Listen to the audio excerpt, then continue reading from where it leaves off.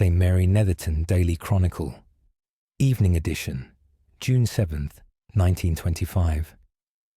Good evening, dear listeners. Edmund Pruitt addressing you as the Vesper bells fade into the tranquil Sunday evening air. Our day of devotion has proceeded with appropriate serenity.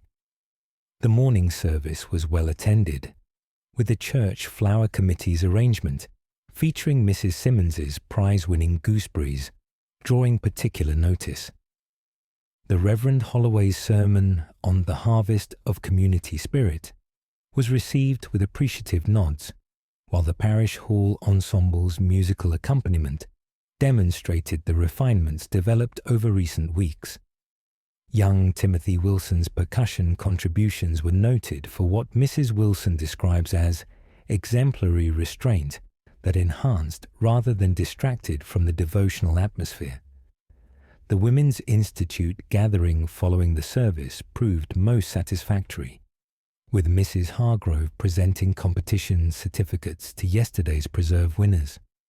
Mrs. Simmons accepted her recognition with characteristic modesty, while Miss Fairweather expressed delight at her innovative category triumph.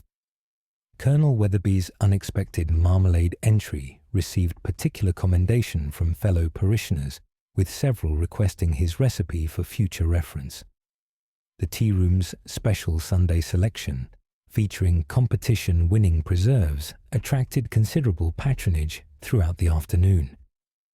Colonel Weatherby conducted his promised comparative analysis while reviewing his ornithological notes, observed making detailed annotations that he later shared with Mr. Finchley during an extended discussion of preservation methodologies.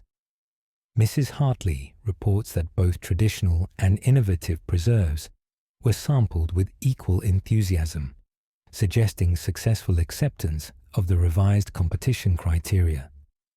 Mrs. Edith Thornley's kittens continue their remarkable development, with Dr. Peterson noting that their exploratory ventures now extend throughout Ivy Cottage under Penelope's watchful supervision. The youngest tabby has mastered what Mrs. Thornley terms the art of supervised independence, demonstrating growing confidence while respecting maternal boundaries. Several neighbours called during the afternoon to observe their progress, with Mrs. Thornley graciously providing updates on their developing personalities. Miss Eleanor Blackwood spent her final day completing documentation of her botanical survey, with the Primrose twins assisting in the organisation of specimens for transport.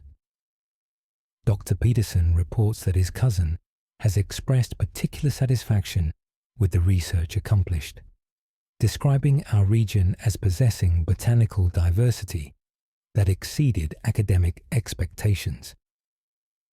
The twins presented Miss Blackwood with a carefully pressed specimen of the gazebo's wildflower arrangement as a farewell token, which she accepted with considerable appreciation. Mr. Fletcher conducted a final inspection of both the parish hall and village hall in preparation for tomorrow's floor treatment work. He pronounces all arrangements satisfactory, with alternative venues confirmed for displaced activities. The Reverend Holloway notes that Tuesday's parish hall ensemble rehearsal will proceed in the village hall, while Mrs. Pemberton has graciously prepared her drawing room for the Women's Institute meeting.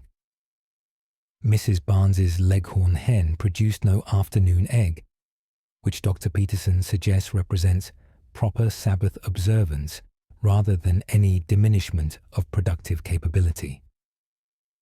The bird was observed conducting what appeared to be a ceremonial final circuit of the garden path, before settling beneath the apple tree in contemplative repose.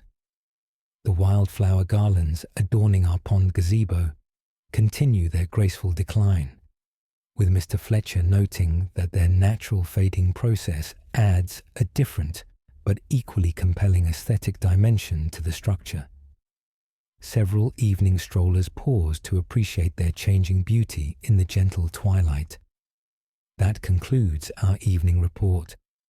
This is Edmund Pruitt bidding you good night from St. Mary Netherton, where the Sabbath closes in peaceful satisfaction with community achievements acknowledged and the gentle anticipation of another week's modest endeavors ahead.